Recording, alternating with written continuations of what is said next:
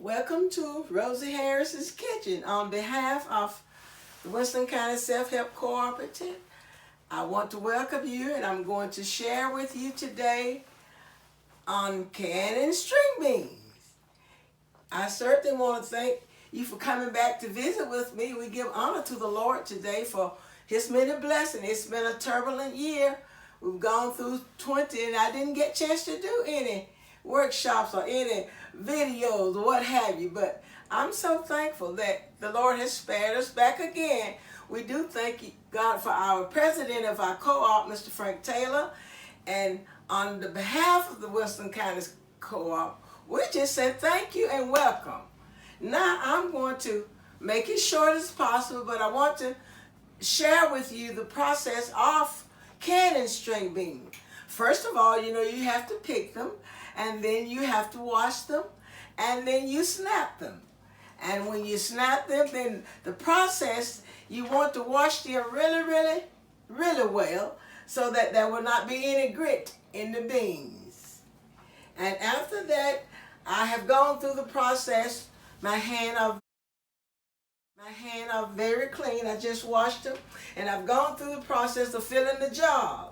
You will snap the beans, and then you will wash them again, and then you will go through the process of sterilizing your jars. When I talk about sterilizing, that means put them in hot water and let them boil for about 15 minutes, and then you take them out.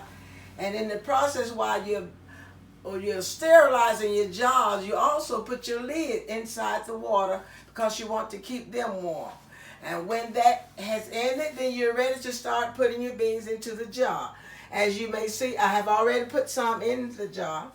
So now I'm going to show you just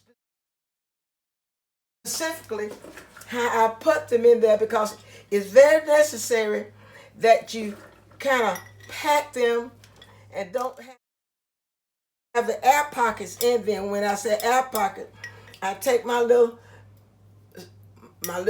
lid lifter, and I take it and make sure that I keep them packed in the jar so there will not be any air pockets.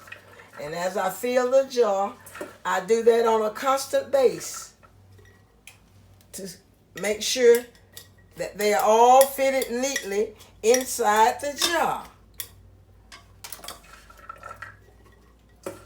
It's so much fun doing this, you all. Some people may see it as a job, but it's really just fun when you are blessed with vegetable, and then not only blessed with them, you know how to preserve them and save them for your family to eat during the hard times, because sometimes we may have it good and not realize it, but we always need to save. As the old folks say, you kind of save for the rainy day. When it's hard time and you can't get beans in the garden, all you have to do is go in your pantry or wherever and find your jar of beans, and they are fresh. It's just like you pick them from the garden. Now you see that jar is really packed well. So when I get them packed, now you may add a teaspoon of salt, but that's optional. So I'm not going to put salt in these because we're trying to be healthy as we eat. And so when you get it filled, you're going to fill the jar with hot boiling water. I have my water good and hot here. Right now, almost all in the seat died.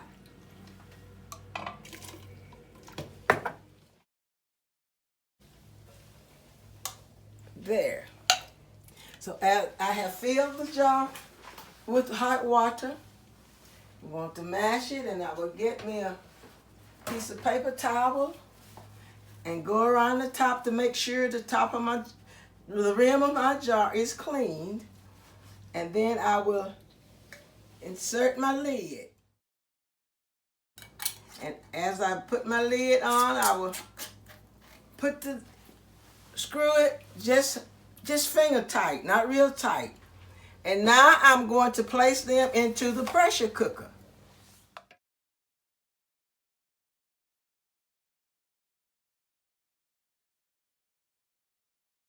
Utensils we have in our kitchen is just like everything else. You have to use be sure you practice safety with everything. And if you practice safety with it, it is very, very efficient.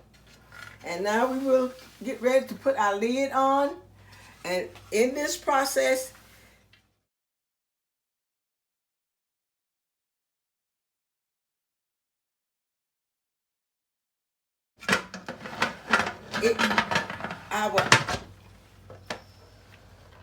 okay, my lid is on secure.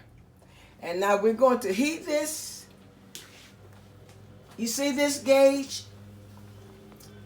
We let this gauge get hot enough when it start to sizzle, and this little steam will come out of this little stem right here. I let it steam for 10 minutes, and then I will place the gauge injector on it. What this will do when I place it on it, it will regulate the pounds of pressure. We want this to get to 11 pounds of pressure in this pressure cooker before we do, when we do that, and when it gets to 11 pounds, we let it stay there. We keep it, we have to adjust the temperature as it rises because you want to keep it at the 11 pounds for 25 minutes for quart jars. That way to make sure that everything is good and secure in your jars. And when the 25 minutes is up, you will take your pressure cooker off the stove, set it to the side, and let it cool. That would take approximately another 25 minutes. So when all of that has ended, then you will open up your cooker, and you would take your jar lifter and lift your jars out of the cooker. And usually I just set them on the counter on a table and let them cool. And as they cool, you will hear them popping. And when I say popping, the lid will give it a pop because they are sealing. And when you hear them seal, you know they are really sealed. Now, I think we will be able to show you maybe a finished product today. So after they have gone through the process, we will show you what a finished product looks like when we take it out of the cooker.